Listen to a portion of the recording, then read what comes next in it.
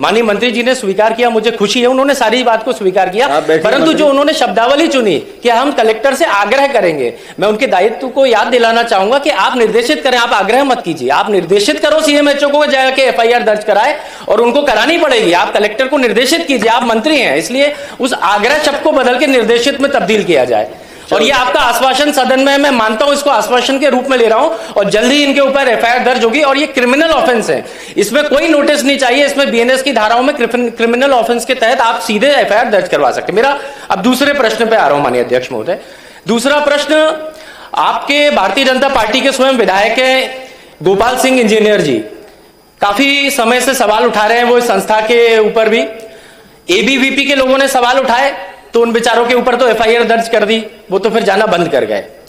बजरंग दल ने सवाल उठाए, दरवाजे के बाहर से उनको भी अंदर नहीं घुसने दिया।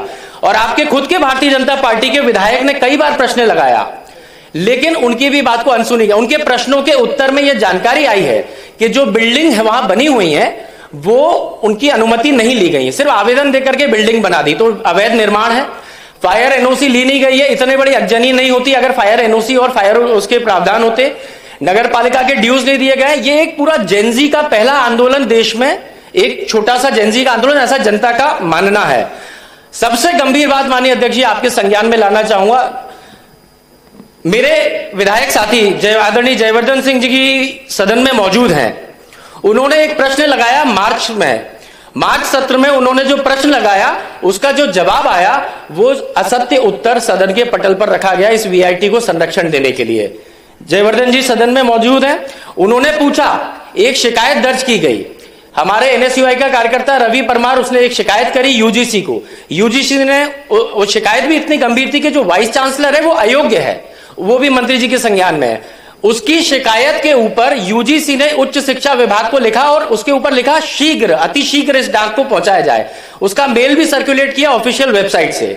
लेकिन माननीय मंत्री जी के विभाग के द्वारा, जो आपके अधिकारियों के द्वारा जवाब दिया गया, उसमें कहा गया ऐसी कोई शिकायत नहीं कही, जबकि वो शिकायत मेरे पास है, वो शिकायत यूजीसी के ऑफिशियल मेल के द्वारा भेजी गई है। तो सदन में वीआईटी को बचाने के लिए झूठा उत्तर दिया जा रहा है माननीय अध्यक्ष महोदय, इससे गंभीर बात नहीं हो सकती।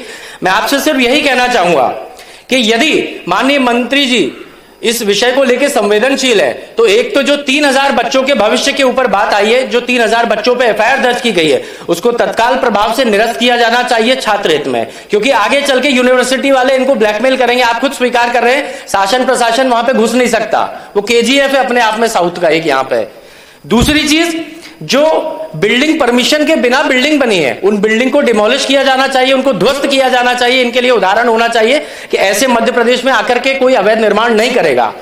और साथ ही में मेरा प्रश्न है माननीय मंत्री जी से कि क्या इस बिल्डिंग को, जो अवैध निर्माण है, इसको ध्वस्त किया जाएगा? क्या 3000 बच्चों के ऊपर जो एफआईआर है उसको निरस्त किया जाएगा? और साथ ही में क्या जो सदन में झूठा उत्तर दिया गया माननीय मंत्री जी, उसके लिए आप सदन के समक्ष माफी मांगेंगे, आपके अधिकारियों के ऊपर कार्रवाई करेंगे?